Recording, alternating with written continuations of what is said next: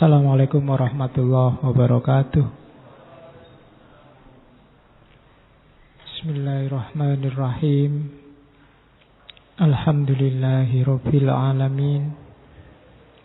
Wa bihi nasta'inu ala umurid dunya waddin.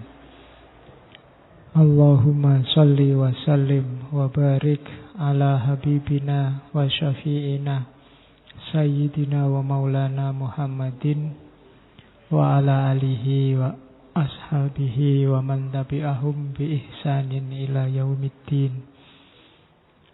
Amma ba'du. Mari kita lanjutkan ngaji filsafat kita. Malam ini kita mulai sesi pertama untuk semiotik, kajian yang berhubungan dengan tanda. Semion itu bahasa Yunani yang artinya tanda. Tanda itu kalau bahasa Arabnya ayat. Jadi kalau bagi orang Islam, ayat-ayat Allah itu ada dua jenis. Yang pertama ayat-ayat qauliyah, yang kedua ayat-ayat kauniyah. Kita diperintahkan untuk bisa membaca semuanya. Itulah mengapa kita diberi akal. Cuma hari ini, diakui atau tidak, peradaban kita lemah kalau harus membaca ayat-ayat kauniyah. Tapi canggih luar biasa kalau sekedar membaca ayat-ayat qauliyah. Zaman dulu, umat Islam itu dulu ya, ini nostalgia. Umat Islam itu pinter dua-duanya. Qauliyahnya juga mantep, kauniyahnya juga mantep. Cuma hari ini entah kenapa peradaban Islam lebih menonjol di ayat-ayat qauliyah. Yang bisa dibaca hanya tanda-tanda Allah yang sifatnya tertulis. Itu pun tulisan dalam teks resmi saja. Tapi yang ayat-ayat kauniyah kita susah. Ya ada ulama-ulama, saintis-saintis intelektual yang pintar membaca realitas. Tapi prosentasenya kecil dibandingkan ulama-ulama yang ahli membaca teks. Bahkan kata ulama sendiri yang muncul di kepala kita kan ulama teks. Sarjana umum tidak dianggap ulama. Bahkan UIN pun ya lulusannya masih diragukan itu ulama apa bukan. Termasuk yang fakultas agama. Di UIN kan ada fakultas Ustadz, Usuluddin, Syariah, Tarbiyah, Adab, Dakwah. Jadi fakultas agama itu hasilnya Ustadz. Oke. Dulu pernah saya bilang hari ini mungkin dimulai sejak zaman modern. Barat itu terasa begitu canggih mendayagunakan akalnya untuk membaca realitas. Sementara Timur cenderung intuitif. Itu mungkin yang bikin kita agak lemah di dunia pembacaan realitas. Itu juga mungkin yang bikin kita gampang dibohongi. Kalau urusan realitas. Realitas itu kan ngomong sosial, ngomong politik, ngomong budaya. Sementara yang agama kan kebanyakan ngomong mana halal, mana haram. Mana penghormatan, mana penistaan. Nah, itu kan logika-logika agama. Nah, sekarang kita coba kira-kira alat apa sih yang dipakai Barat kok mereka bisa cerdas membaca ayat-ayat Allah.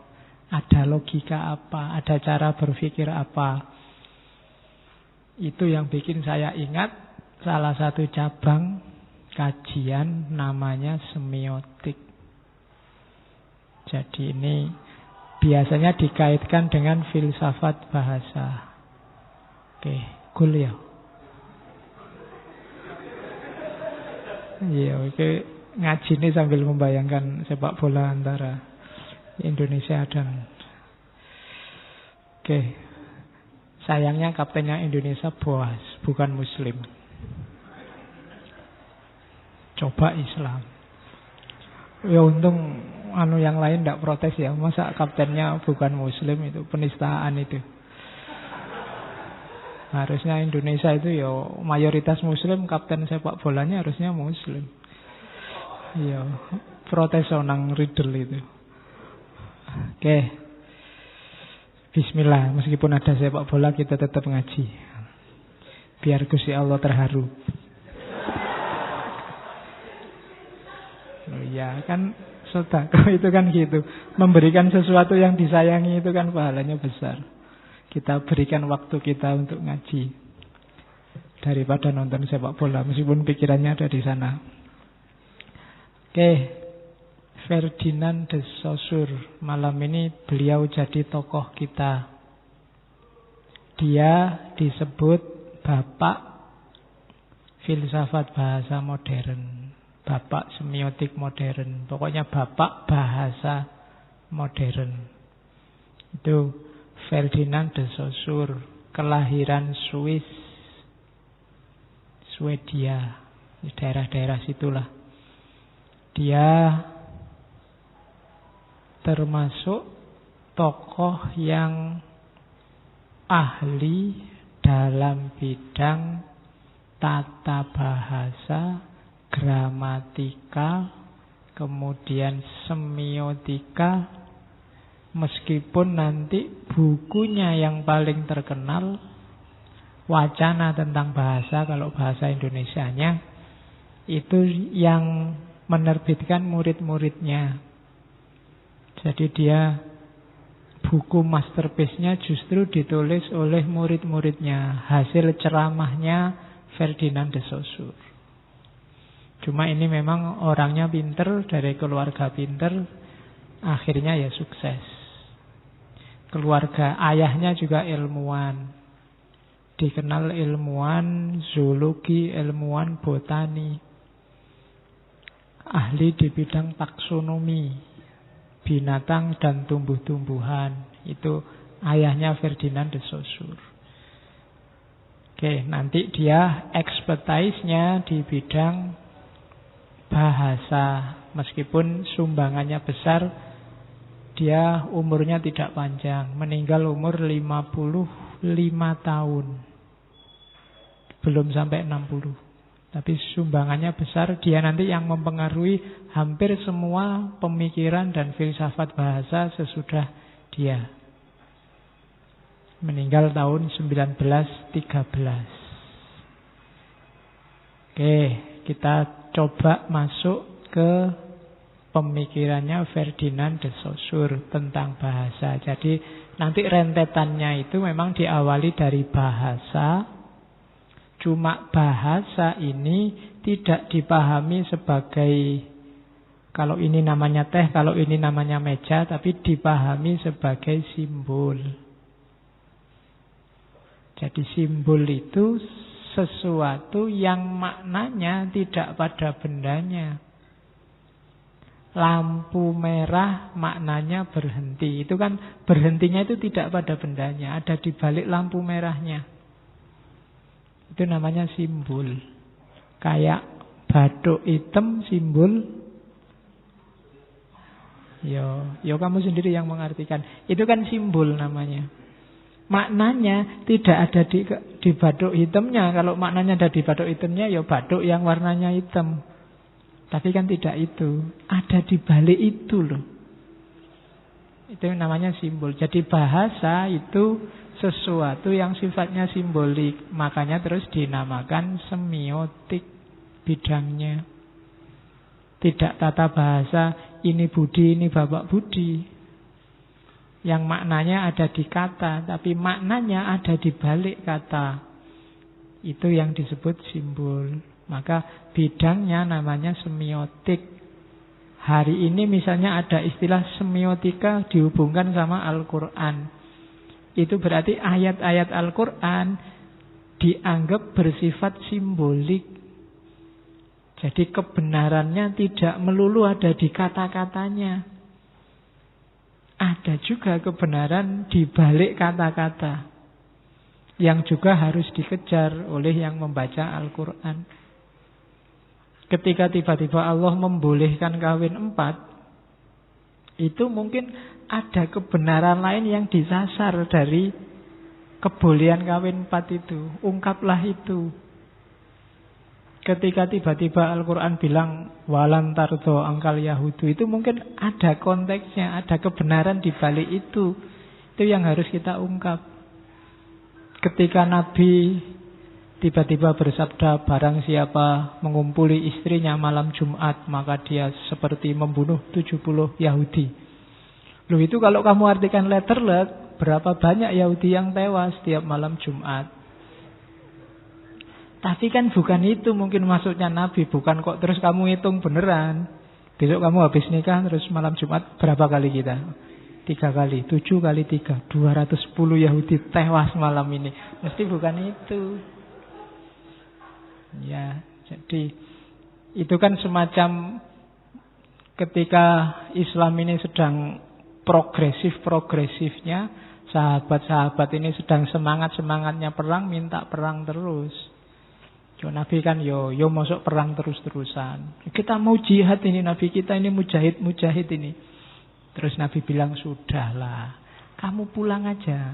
Kamu ngumpuli istrimu itu sama kayak jihad, bunuh 70 Yahudi loh. Gimana? Enak toh? Ya. Itu kan mungkin konteksnya begitu. Jangan kamu artikan letterlek terus kalau 3 kali terus 210 Yahudi. Itu kan yojo panasan terus yo, sekali-sekali sama istrinya tempurnya, tidak harus mujahid mengorbankan apa ndak. Nah, itu kan Nabi, jadi sangat manusiawi. Oke, ini simbol membaca di balik yang tertulis, maka ilmunya namanya semiotik.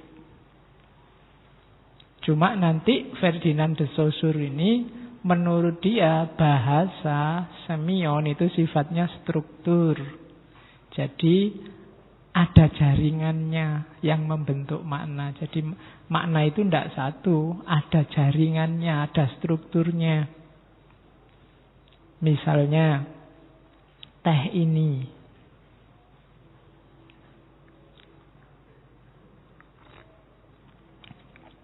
Masih panas.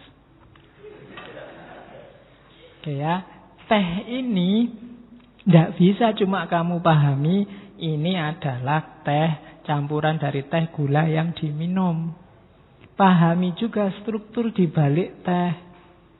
Ini disajikan untuk ustadznya yang ngaji, yang bikin takmirnya, ditaruh di depan, gelasnya lebih besar. Kemudian itu variabel-variabelnya. Dengan struktur semacam ini, teh ini maknanya tidak sekedar minum, tidak sekedar ngasih minum, tapi ini mungkin ada penghargaannya, ada penghormatannya, ada formalitasnya, ada macam-macam. Itu namanya struktur. Jadi makna tidak lahir hanya dari sini, enggak. Laptop ini juga begitu. Apakah laptop itu enggak sekedar ini adalah gadget zaman modern yang gunanya enggak. Ini maknanya bisa macam-macam. Tergantung strukturnya. Kalau ini kamu bawa pulang ke desa, dia masuk dalam jaringan makna gaya desa. Mungkin ini dianggap barang mewah yang punya hanya kelas intelek, sifatnya rumit. Yang itu akan berbeda kalau kamu bawa ke kampus. Kalau dipakai bisa nyetel video, kalau di kampung, wah kayak TV ya, iso. Ada lagunya itu mesti orang, karena dia masuk ke jaringan, ke struktur makna desa. Kalau ini kamu bawa ke kampus, ini ya biasa saja. Itu struktur. Jadi makna itu selalu berada dalam struktur. Itulah mengapa nanti pikiran-pikirannya De Saussure disebut strukturalisme. Jadi nanti kita akan membahas diawali dari bahasa, kemudian semiotik, kemudian masuk ke strukturalisme. Oke. Listening, understanding, writing, reading, talking. Ini kan gunanya bahasa dalam hidup kita tiap hari. Dan jangan salah, 5 hal inilah yang membedakan manusia dengan yang bukan manusia. Sifatnya eksistensial. Bahasa itu kita pakai dalam 5 aktivitas itu. Mendengar, memahami, bicara, ngomong, nulis, membaca. Jadi itu fungsi bahasa kalau dalam teori bahasa. Jadi 5 hal. Jadi gunanya bahasa ternyata penting. Kalau kelima fungsi ini hilang dari kita, kita selesai dari manusia. Itulah mengapa banyak filosof bahasa bilang bahasa itu sifatnya eksistensial. Katanya Heidegger, rumahnya being, rumahnya keberadaan kita. Tidak ada satu aktivitas pun yang kita lakukan yang tidak pakai bahasa. Saya kadang-kadang di kelas, kalau ngetes mahasiswa, coba sebutkan satu hal yang tidak ada bahasanya. Itu mesti bingung mahasiswa nih. Karena begitu disebut, ya itu bahasa. Kamu mikir, itu kan juga kategori-kategorinya pakai bahasa. Misalnya kamu mikir, wah sudah berapa ya skornya Indonesia Vietnam. Loh ini kan pakai bahasa semua. Skor, sudah. Ya kan, Indonesia Vietnam itu kan bahasa. Tapi kan ada Pak yang kita belum ngerti bahasanya. Kalau kamu belum ngerti sama sekali, kamu tidak akan bisa mikir, nggak akan bisa menyebut, nggak akan bisa merenungkan, bahkan nggak akan bisa menunjuk. Jadi itu kayak sesuatu yang tidak ada. Tapi begitu dia ada, pasti sudah ada bahasanya. Meskipun kamu nggak tahu namanya. Tiba-tiba ada putih-putih terbang di atas ini. Itu kan kamu nggak ngerti itu aslinya apa. Tapi kan kamu menyebutnya pakai bahasamu kan. Hantu Pak. Kan selalu begitu. Siluman itu Pak. Wah, kan selalu kamu pakai bahasa. Kalau kamu menyebutnya sama sekali nggak bisa, berarti kamu belum paham. Jadi dia tidak bisa eksis untuk hidupmu kalau kamu belum paham. Jadi bahasa adalah rumahmu. Makanya filosof-filosof postmodern itu kebanyakan fokus di bahasa. Karena kunci kita ada di sini. Ahok kemarin sampai jadi besar kan karena bahasa. Ya kan? Apa sih yang tidak karena bahasa? Semuanya juga awal dan akhirnya bahasa. Al-Quran juga pakai bahasa Arab. Skalanya, medianya bahasa. Ekspresi kita pakai bahasa. Meskipun tidak harus bahasa verbal, bahasa yang ada kata-kata, ada tulisan atau bunyinya. Bahasa itu mudahnya kan understanding itu. Segala yang bisa kamu pahami itu pasti bahasa dan ada bahasanya. Yang tidak bisa kamu pahami ya bukan bahasa. Dia belum masuk kosakata wawasanmu. Saya tidak pakai ngomong terus garuk-garuk kayak gini. Kamu kan bisa membaca. Wah, Pak Faiz garuk-garuk. Pak Faiz mesti gatel sejak pagi belum mandi itu. Itu kan kamu membaca. Padahal saya nggak ngomong. Di sini juga tidak ada terjemahannya. Ustadznya sedang garuk-garuk, tidak ada. Tapi kamu bisa membaca. Aku lihat kamu ketawa. Wah, ketawa. Itu kan padahal tidak ada tulisannya tertawa. Itulah bahasa. Jadi segala yang bisa kamu pahami berarti itu bahasa. Yang kamu tidak bisa paham, ya kamu tidak bisa menyebut bahasanya. Itu loh. Ada Pak yang tidak bisa dipahami. Biasanya kamu bilang begitu. Cinta Pak. Lah ya kamu menyebutnya cinta. Itu berarti kamu tahu. Itu namanya cinta. Pengalaman spiritual Pak. Lah ya kamu sebut itu pengalaman spiritual. Lah itu kan istilahnya, bahasanya. Yang kamu tidak paham itu yang kamu tidak ngerti sama sekali. Menyebutnya saja nggak bisa. Maka bahasa itu kuncinya kalau ingin memahami manusia. Ilmunya itu, lingkar ilmu bahasa ada di situ. Biasanya diawali dari kajian fonetik tentang bunyi. Ketika dia jadi ilmu, namanya fonologi. Nanti mahasiswa sastra pasti pernah belajar ini. Nanti di atas itu ada sintaksis, hubungannya sama kalimat. Ada semantik, hubungannya sama makna. Kemudian ada pragmatik, hubungannya sama praktek bahasa dalam kenyataan. Itu ilmu bahasa. Nanti dia ketemu juga dengan banyak cabang ilmu manusia yang lain. Ketika ketemu sosiologi namanya sosiolinguistik. Ketika ketemu antropologi namanya anthropological linguistik, bahasa budaya. Ketika ketemu filsafat namanya filsafat bahasa, philosophical linguistic. Ketika ketemu dunia literatur dia namanya stilistika. Ketika ketemu artificial intelligence, kecerdasan buatan, dia ada cabang namanya computational linguistic. Ketika ketemu fenomena bahasa-bahasa ada namanya applied linguistic. Ketika ketemu psikologi dia ada psikolinguistik. Nah, ini ilmu bahasa. Ya, yang berminat mendalami silahkan didalami satu-satu.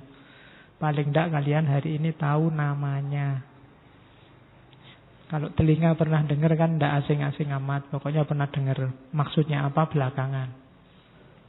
Bukan ilmu itu begitu. Yang penting tahu namanya dulu. Kamu ngerti isinya, ureannya, tapi nggak ngerti namanya juga susah. Jadi paling tidak ngerti namanya, mana yang kamu tertarik nanti silahkan dikejar. Mana yang bikin kamu tertarik? Apakah psikolinguistik, dimensi psikologis dari bahasa, ataukah sosiolinguistik, ataukah filsafat bahasa, dan seterusnya. Cabang-cabangnya itu nantinya. Oke. Belajar bahasa